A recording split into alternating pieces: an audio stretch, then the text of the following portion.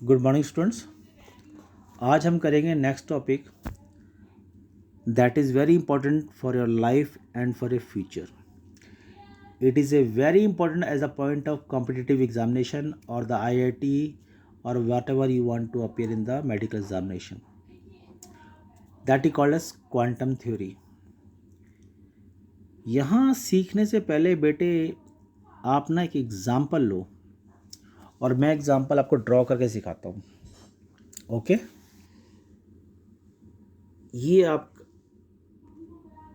ये आपका पेड़ है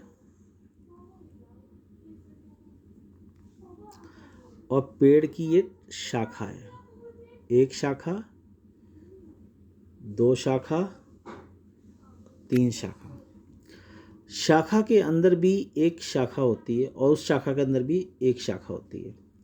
यानी कि ईच ब्रांच हैव सब ब्रांच एंड सब ब्रांच हैव डिफरेंट यूनिट्स. हर एक के अंदर ब्रांच होती हैं. अगर आप कभी गौर करते हो, ये आपका क्या है? मेन है. क्या है बेटे? मेन. मेन से क्या बनी? ब्रांच बनी आपकी. ब्रांच से सब ब्रांच, सब से एक और सब बनी. यानी कि ब्रांच के अंडर ब्रांच, और तब जाके शायद एक ये क्या बनता है, ध्यान से देखो क्या बनेगा.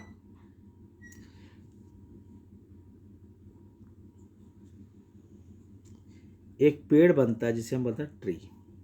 Okay, in this way an atom is form. इस तरीके से एटम बना है. आप बोलोगे सर कैसे बना है, हाउ इट फॉर्म? तो बेटे आपने को यहाँ पे ना, the thing is newly to you and you have to go through it. आपको मैंने सारी PDF फाइल पहले भेज रखी थी कि बेटे अगर आप पहले ही हार्ड वर्किंग स्टूडेंट्स हो और PDF फाइल को उतार लेते हो तो that is very easy to you go through this topic. तो यहाँ चालू करने से पहले सिखाता हूँ बेटे. आपने 10th में किया था, ये होता था न्यूक्लियस और ये होते थे शेल. एक शेल, दो शेल, तीन सेल और चार सेल. आप नाम देते थे किसका? K, L, M और N. राइट बेटा. अब आपके पास इसकी किसी ने पांचवा शेल बना के नहीं दिखाया.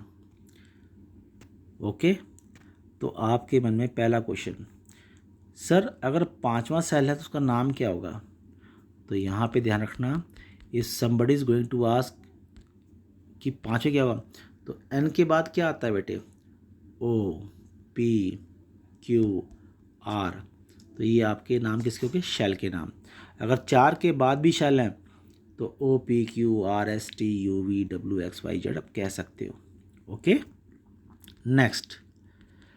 अब आप इसको इमेजिन करो बेटे. आपको ऐसा लगता होगा कि ये सन है, the centre is the position of sun and it is an orbit. जो हम सर स्पेस की पढ़ाई करते हैं, साइंस से पढ़ते हैं. राइट बेटा. और आप यहाँ देखते हो कि यहाँ मरकुरी होता है, यहाँ वीनस होता है, यहाँ अर्थ होता है, यहाँ मार्स होता है. राइट. यानी कि ईच ऑर्बिट कंटेन प्लैनेट्स. अब यहाँ पर अपने ये सोचना है कि एटम का स्ट्रक्चर भी सेम होता है, but we are not discussing a planet. यहाँ पे हम बात करते हैं ऑर्बिटल की. किसकी बात करते हैं? ऑर्बिटल की. तो यहाँ पे सिंपल टिप याद रखना बेटे. आप अगर फर्स्ट चीज़ पढ़ रहे हो तो इसमें एक ऑर्बिटल है. अगर इसमें दो पढ़ रहे हो तो इसमें दो ऑर्बिटल है. अगर ये तीसरा है तो इसके अंदर तीन है. कितने बेटे? 3. और ये 4 है तो इसके अंदर कितने? 4. कितने बेटे इसके अंदर? 4. अब आप बोलोगे सर ये कैसे पता लग गया? फॉर दैट क्वांटम थ्योरी है डिस्कवर. इस क्वांटम थ्योरी में बताया कि ये सेंटर में न्यूक्लियस है और न्यूक्लियस के चारों तरफ सेल हैं. तो उस सेल के अंदर कितने ऑर्बिटल हैं, उस ऑर्बिटल में कितने कमरे हैं, उसमें कितने इलेक्ट्रॉन आ सकते हैं. That is the main theory related to the quantum theory. Okay, तो यहाँ पे अब स्टार्ट करते. ध्यान से सीखना, ध्यान से समझना. ओके बेटे, it is very difficult. I will take twice a lecture for that. आप पैनिक मत होना, कंफ्यूज मत होना। ओके, तो पहला है क्वांटम थ्योरी। क्वांटम थ्योरी एक ऐसी थ्योरी थी जिसने एग्जैक्ट सब कुछ खोल के रख दिया। Position of electron, angular momentum possessed bye electron, their orientation and the energy associated with the electron। Electron कहाँ पे होगा, कहाँ पे घूम रहा होगा, उसकी एनर्जी क्या होगी, कौन से शेल में होगा, सारी चीज़ बता दी। Quantum theory is further divide into 4 part, 1 2 3 4। Principal quantum number, azimuthal quantum number, magnetic quantum number and spin quantum number. मैंने सभी के शॉर्टकट लिख रखे हैं कि प्रिंसिपल मतलब जो आपको देता है शेल जानकारी, KLMN। एजीम्यूथल देता है आपको जानकारी सब शेल, सब शेल मतलब ऑर्बिटल। ओके, नेक्स्ट आपका आ गया मैग्नेटिक। मैग्नेटिक बताता, ये ध्यान रखना ये टॉपिक, ये मैग्नेटिक क्वांटम नंबर ये देता ओरिएंटेशन के बारे में और प्लस सब ऑर्बिटल। ठीक है, एक बात नोट रखना कि सब ऑर्बिटल नाम का कोई चीज़ नहीं होती, बट मैं सिखाने के लिए रहा हूँ। यानी कि आप इसको बोल सकते हो कि एक ऑर्बिटल के अंदर कितने कमरे हैं, हाउ मेनी बॉक्सेस देयर, ये बताता है सब ऑर्बिटल। ओके, अब यहाँ फॉलो करते। नेक्स्ट है स्पिन क्वांटम नंबर, कि अगर उस कमरे में इलेक्ट्रॉन्स हैं तो इलेक्ट्रॉन की डायरेक्शन क्या है। When ever you purchase a pair of shoes, आप जब नए जूते लेके आते हो या नई जूतियाँ लेके आते हो तो जब डब्बा खोलते हो तो वो कैसे होते हैं, एक दूसरे के अपोजिट होते हैं या डायरेक्शन सेम होती है। That answer depends upon you.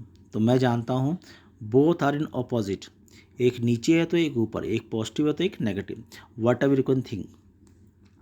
तो स्टार्ट करते हैं प्रिंसिपल क्वांटम। इसको हम रिप्रेजेंट करते हैं एन से। किससे करते हैं, एन से। Principal quantum number represent by n. It gives detail information about the shell, it is denoted by n। in this different cells are in increasing order of energy, यानी k की energy कम है तो n की energy ज़्यादा है, जो अभी 10 में पड़ी थी। किसी ने बताया हो तो मैं कह नहीं सकता। ओके, जिस तरह आप किसी घर जाते हो, whenever you goes to some other house and they are having staircase, तो आपका पहला पैर कहाँ होता है, फर्स्ट सीढ़ी पे, because it possess less energy. अगर आप सीधा जंप करके 5वीं में जाना पड़ते हो, if you want to step on 5th, it require lots of high energy. तो के की एनर्जी कम होती है और एन की एनर्जी ज़्यादा होती है। ओके, तो यहाँ पे बता दिया जो 10th के अकॉर्डिंग था, 10th class you have studied. Okay, अब नेक्स्ट है एजीम्यूथल। इसको दिखाते हैं एल से। किस दिखाते हैं, एल से। एल इक्वल टू n-1, जो हमें देता है किसकी ना, ऑर्बिटल की। ओके, तो यहाँ हम प्रोसीड करते हैं। हमने सॉल्व किया नेक्स्ट, और यहाँ एग्जाम्पल लिया आपको समझाने के लिए कि मान लो फॉर्मूला ये, मान लो n इक्वल टू 1 है तो l क्या हो गया, n-1, 0।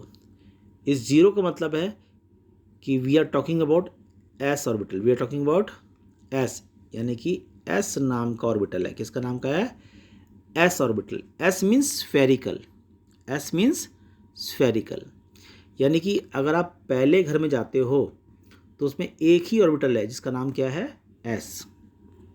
क्या नाम है, s। ओके, अब लिया n इक्वल टू 2, तो l को माइनस किया, n-1 कितना आ गया, तो 2-1 1 आ गया। कितना आ गया बेटा, 1। यानी इसके पास 0 भी है और 1 भी है, यानी इसके पास s नाम का भी ऑर्बिटल है और p नाम का भी ऑर्बिटल है। आप थर्ड में गए, फॉर्मूला लगाया तो आंसर कितना, 2। इट मीन्स इसके पास 0 भी है, 1 भी है और 2 भी है। क्या है बेटा, वंस अगेन टेलिंग यू, 0 भी है, 1 भी है, 2 भी। s मतलब 0, p मतलब 1 और d मतलब 2। p का मतलब होता है प्रिंसिपल एंड d का मतलब डिफ्यूज्ड। ओके, तो easily you can go through the topic, you can remember that. अब आप 4 की बात करते हो तो 4-1 3, यानी इसके 0 भी है, 1 भी है, 2 भी है और 3 भी है।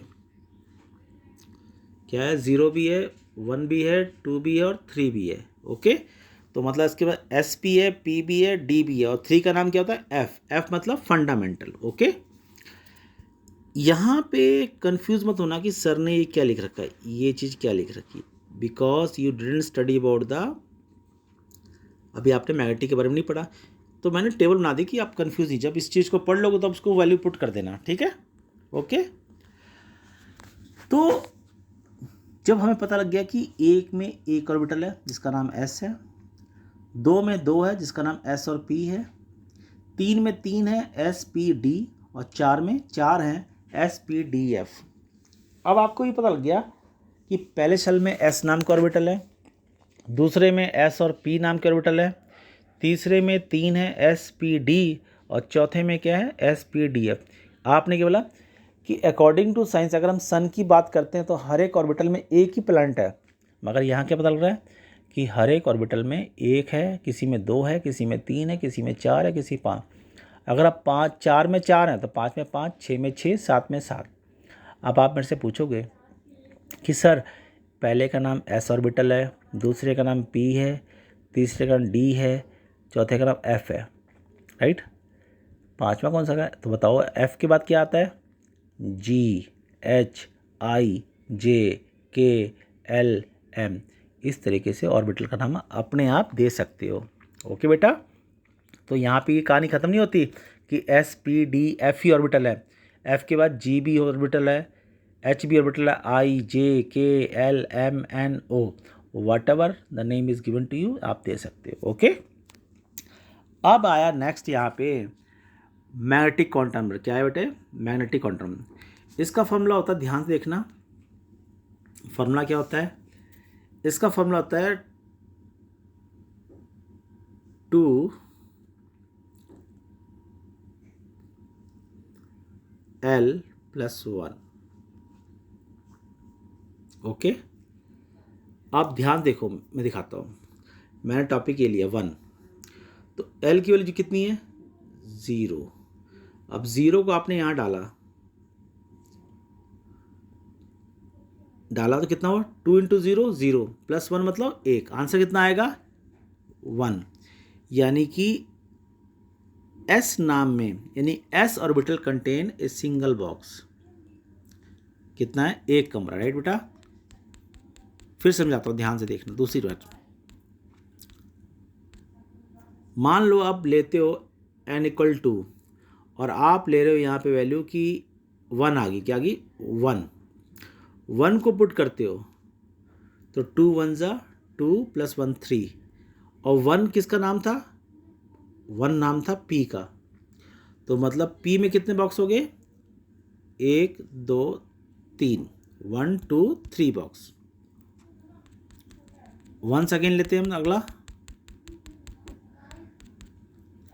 अब n = 3, आंसर कितना है 2, इस 2 को डालते हैं, 2 2 = 4 + 1 5, 2 का नाम क्या था, D ऑर्बिटल, तो D में कितने बॉक्स हैं, 1 2 3 4 5। ओके, और ईच बॉक्स, बल्कि मैं तुम्हें सिंपल करने के लिए बॉक्स बोल रहा हूँ, इसे हम कहते हैं डी जनरेट ऑर्बिटल। क्या बोलते हैं, आपके मन में तो ये कि सर सभी का नाम तो डी है, मगर डी में ही 5 खाने हैं ना।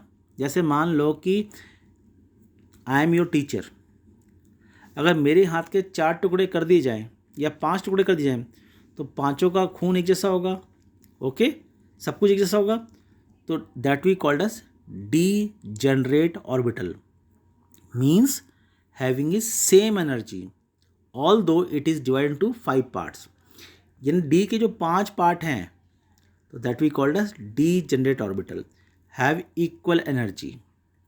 और एक बात इंपॉर्टेंट याद रखना, ईच ऑर्बिटल कैन हैव, ये जो हर एक बॉक्स है ना 2 इलेक्ट्रॉन रख सकते हैं। अगर इसके अंदर 5 हैं तो 5 2 = 10 इलेक्ट्रॉन। अब आप खुद आंसर दो बेटे, दिमाग से लगाओ कि अगर डी में 10 आ सकते हैं तो पी में कितने थे 3, तो कितना इसका 6, एस में कितने बॉक्स थे 1, तो कितना इसका 2। तो आप लगाओ, जिसका आंसर 3 आ रहा है तो 2 3 जा 6 + 1 7, 7 2 जा 14, यानी कि f ऑर्बिटल, तो यहाँ पे आ गया कि s 2 इलेक्ट्रॉन हो सकता है, p 6, d 10 और f = 14। ओके, नेक्स्ट बात, L 0 है तो मतलब आप S की बात कर रहे हो, L = 1 है तो आप किसकी बात कर रहे हो, P की, और L = 2 है तो आप किसकी बात कर रहे हो, D ऑर्बिटल की, और L = 3 है तो आप बात कर रहे हो F की। ये बात तो भूलना कि जब आप L को सॉल्व करते हो जो आंसर आता है, it means 0 me stand for S, 1 stand for P, 2 stand for D and 3 for F। तो टोटल कैपेसिटी कितनी है, S 2 इलेक्ट्रॉन सकता है, P 6 और D 10। I think it is enough for you. आप इतनी चीज़ याद रखोगे क्योंकि आपके लिए बिल्कुल नई है और आपको सीखनी है, समझनी है और इसको फॉलो करना है। Then only you will get the point कि सर कि वाकई 10th से 11th में कुछ अलग सीखने का मिला। I hope you will take care. आप इसको प्रॉपरली नोट्स करोगे, वीडियो को देखोगे और समझने की कोशिश करोगे। ओके, तो मैं आई कैन होप ओनली, तो you have to do the best of your part. Okay बेटा, so I hope you will go through this topic and very well prepared. If you're getting doubt, you can ask me anytime. Thank you and have a nice day.